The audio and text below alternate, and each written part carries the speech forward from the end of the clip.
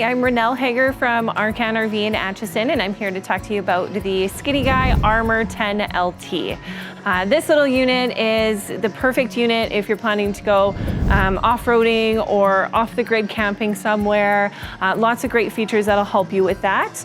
Starting with the off-road tires down here and independent suspension. You've got your own manual awning on top, as well as a roof rack where you can put your kayaks, your bikes, whatever the case may be, whatever you need to help you on your adventures. We've got our little outdoor kitchen here as well, sink, little griddle area as well, so you can make breakfast, lunch in the afternoon, whatever you need. It does have the Asdel construction walls as well, so very sturdy little units.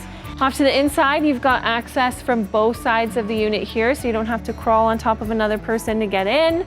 Lots of room, sturdy compartments. You've got air conditioning in here as well, max air fan.